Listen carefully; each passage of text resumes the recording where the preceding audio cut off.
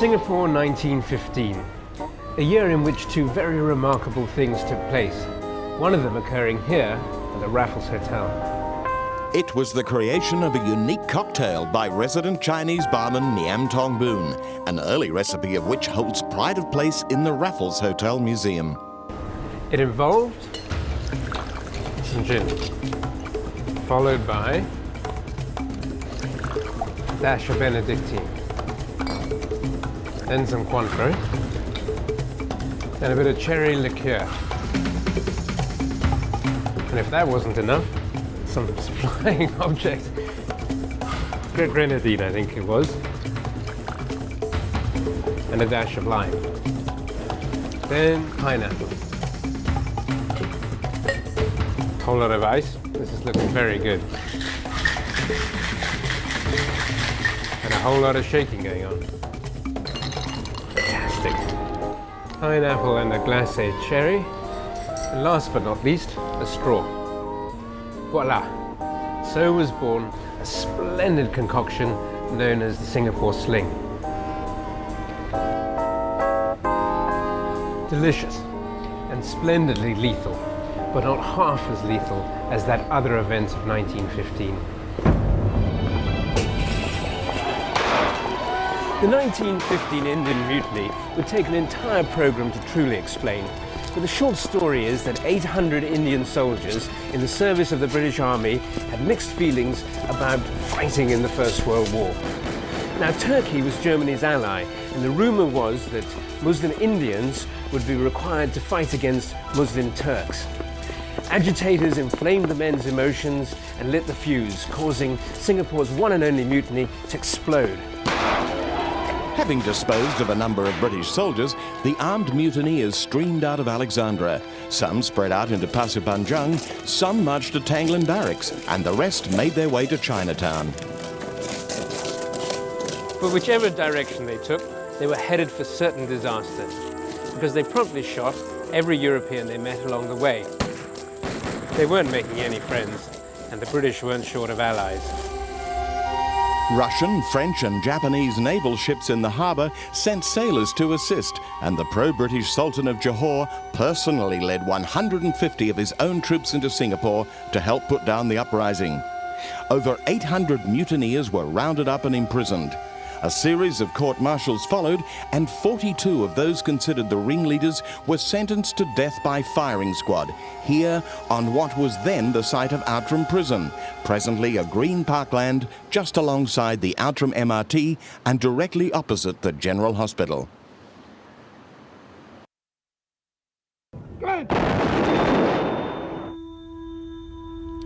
And so ended the Indian Mutiny, in a public execution no less, here outside the walls of Outram Prison. The prison had stood on this site since the late 1840s, and over the years had been considerably added to until it covered this vast acreage.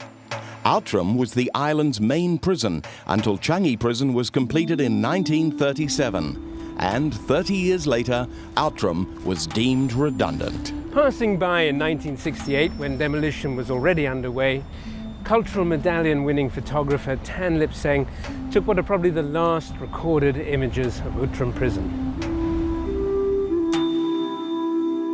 The HDB erected a high-rise estate called the Outram Complex on the site, but it too has vanished, and the parkland quietly awaits its next occupant.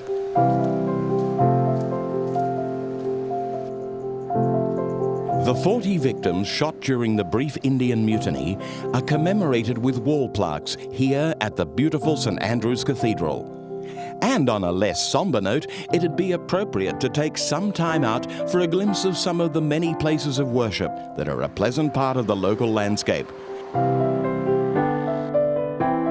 Many of them are architectural gems and historic landmarks, as well as places where the spiritual needs of all faiths are fulfilled.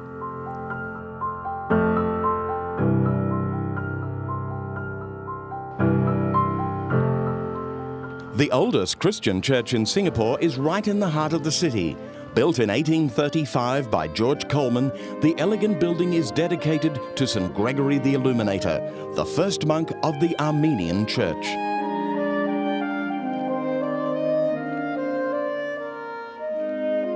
The Armenian community had originally hoped to situate their church opposite the esplanade, but happily settled for a grant of land at the foot of Fort Canning Hill that was once part of the first Botanical Gardens. The porticos, incidentally, were designed to be level with horse-drawn carriages, so ladies could step into church without soiling their long dresses on the ground. The cost of this first Christian church was shared by Armenians in Java and India, as well as by European and Chinese merchants in Singapore. But more than half of its substantial cost came from the local Armenian community of the time, less than 20 of them. So, given their numbers, it was a very handsome contribution. Walking around the Armenian Church of St. Gregory, one feels completely removed from the modern era in time. And that's something that's often forgotten. It's important to preserve not only the building, but also its setting. St. Gregory's is one of Coleman's masterpieces, a perfect gem of a building and one of Singapore's greatest architectural treasures. It's perfect just as it is, long may it remain so.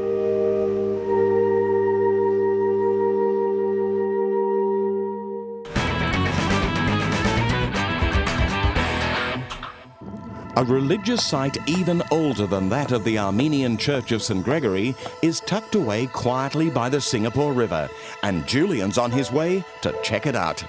Indeed I am, and it's the site of the Masjid Omar Kampong Melaka. And it's refreshing to find such a haven of tranquility and peace here on the edge of the city. Good morning. I'm going to talk to Said Alwi, who's going to show me around the place, and I'm going to learn about the history of this very interesting location. This plot of land was allocated to Said Umar in 1820, and he built a mosque here. It was, in the first place, it was a wooden structure, and then in 1855 his son made it into a brick structure which we see now. Right. And this particular building is more or less the same as it was in 1855. Yes, this building is still the same.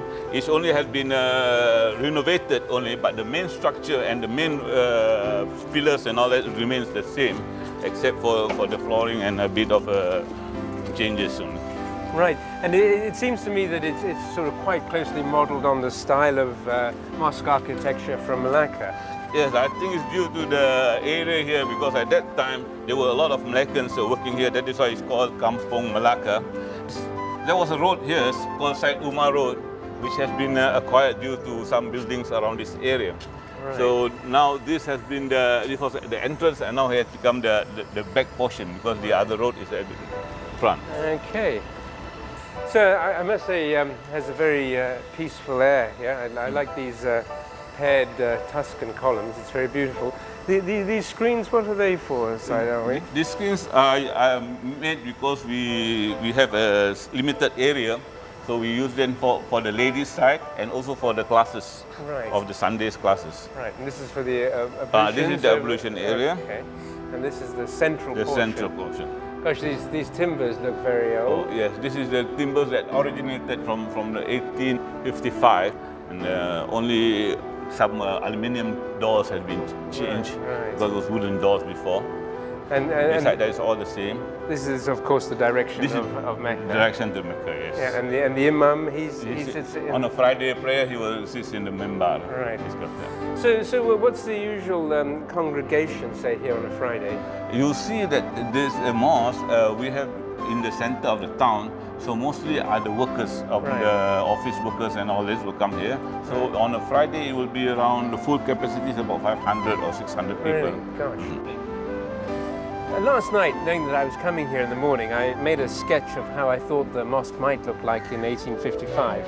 And I based it on the typical configuration of a Malacca mosque, but I can see that I've got some of the details a little bit wrong. So whilst I'm here, I'm just making some extra sketches for a more accurate drawing of your wonderful mosque. So what do you think? Well, it looks similar to our mosque, except that we have only two roofs. That's right. And the pillars we are having here are twin pillars, and this is only a single pillar. But the Kampong environment is still here, because here also we have a lot of trees around it, you see. Right, so I saw you had some belimbing yes, trees we have down belimbing, we have mangoes, yeah. And also we have nangka. Nangka, yeah, right. And jambu, of course. Yes. It's more like a garden in the mosque. So, Said Alwi, thank you very much for a very interesting tour of your lovely masjid. You are most welcome. And do come back again when the fruit arrives. I most certainly will. I'll be back. Thank you. Bye-bye. Bye-bye. Well, having spoken with Said Alwi, I got to thinking that probably the original wooden Kampong Malacca mosque was pretty much like the mosque at Kampong Laut in Kelantan, which is the oldest mosque in Malaysia and dates from the 17th century. And you'll see the roof comes in several tiers, 3 in this case, and the whole building is raised on stilts like a Malay house, built entirely of wood. Rather lovely, and I reckon that's what the original Kampong Malacca mosque was like.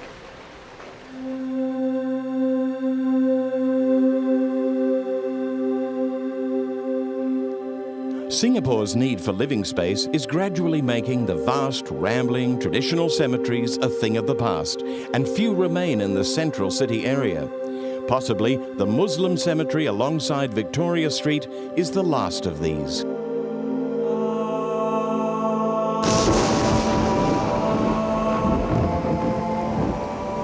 It is my considered opinion that graveyards have an undeserved reputation as sombre and even frightening places, a fiction perpetrated by the writers of Gothic horror novels and continued by the makers of films and TV programs.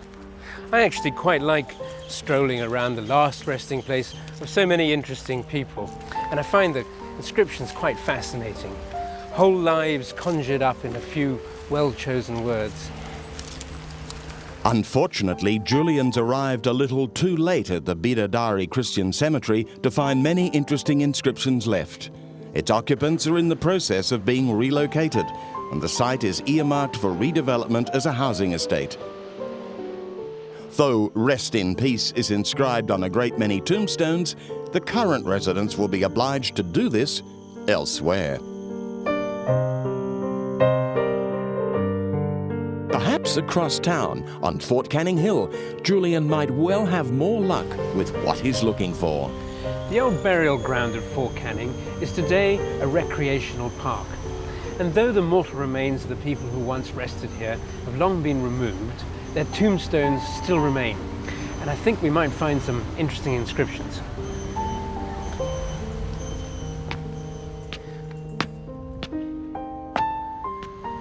Here's the appropriately named Mr. Edmund Graves of Salem, Massachusetts, and an Anna Dies who died.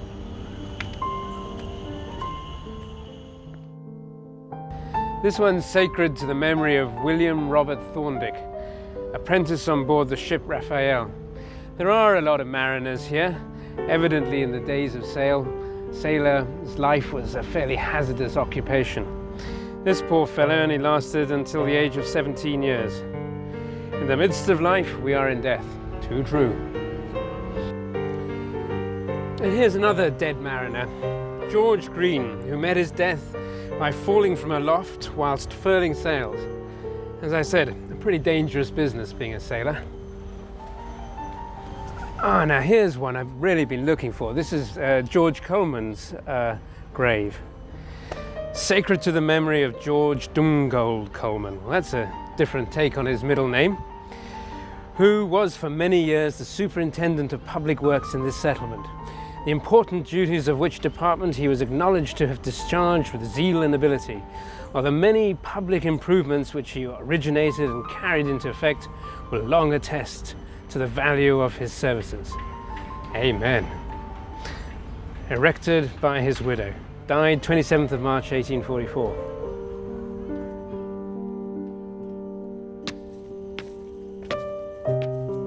Until about a quarter of a century ago, Coleman's mausoleum was still standing here in Fort Canning. I don't know why it was demolished. It didn't take up much room, and it was quite a singular edifice. Now, you can't really make this one out, but it is in fact the headstone of Dr. Jose de Almeida, who was a very famous early resident of Singapore. In fact, De Almeida Street is named after him. And these would seem to be his granddaughters, who sadly died at a very early age, 5 and 4 years. There was quite a lot of infant deaths in those days. Now these rather odd couple of structures here are often attributed to George Coleman, but quite frankly I don't think an architect of George Coleman's stature would have designed anything quite so kitsch. In fact, I'm informed by my good friend Helen West, who's the archivist with Antiques of the Orient, that they were almost certainly built by Captain Faber of Mount Faber fame.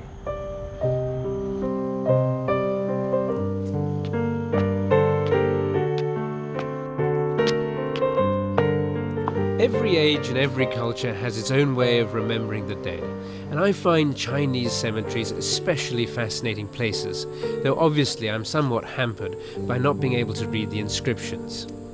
The huge cemetery off Lorney Road, nearby my house, is a good way to spend the Sunday afternoon, I reckon. But just the other day, I came across an intriguing little mystery a little further afield, just beside Outram Road. After the break, I'll tell you how this came about.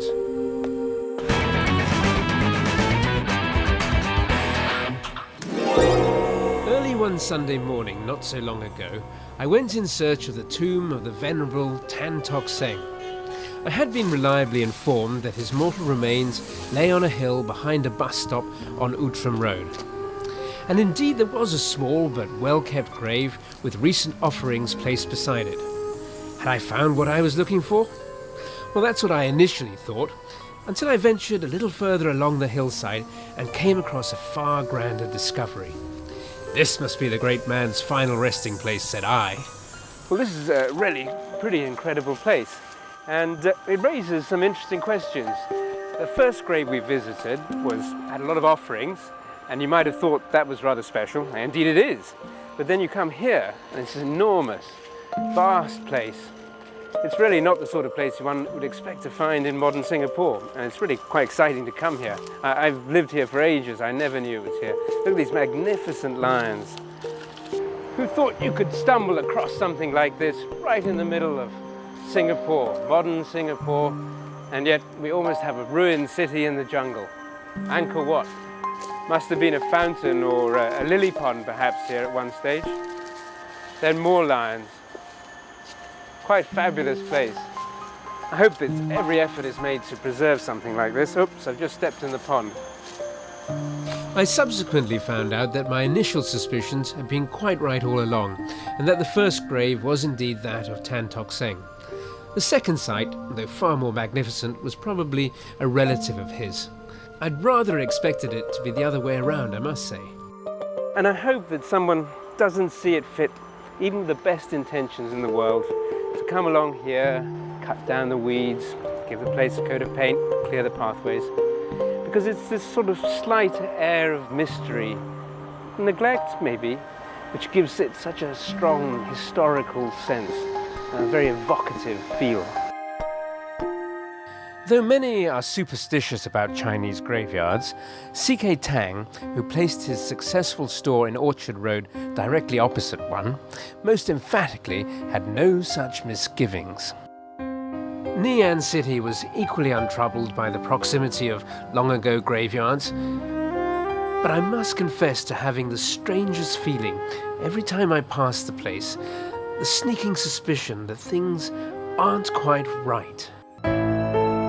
Singaporeans are fascinated by the supernatural and would have you believe that any house that is more than 50 years old is haunted. Now, I like a good ghost story, and here's one that caught my fancy. I'm reliably informed that in the first half of the 20th century, the Victoria Theatre had its own resident ghost, who could occasionally be glimpsed in the darkened theatre after the end of an evening's performance. A spectral figure who may have been an old performer who had lingered on. A phantom of the opera, no less. But in the mid-50s, the building was virtually gutted during extensive renovation work to bring the theatre up to contemporary specifications. This was something, it seems, that our ghostly friend did not approve of. For when the renovations were completed, the ghost of the Victoria Theatre was never seen again.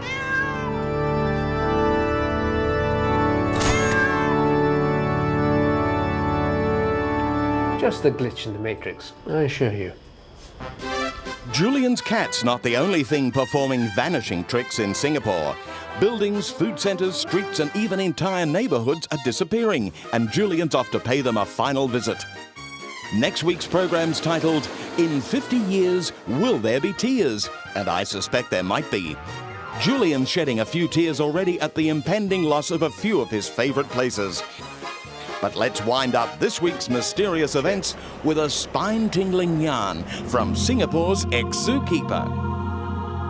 For a more contemporary take on the Singapore ghost story, I've invited my good friend and neighbour Bernard round for a glass of wine to tell us some rather interesting tales. Now Bernard, when you first moved into your house, I understand that you had some rather unusual experiences. Yeah, well, my wife and I, Tina, we had these hexagonal mirrors on some of the entrances, which we took off very quickly.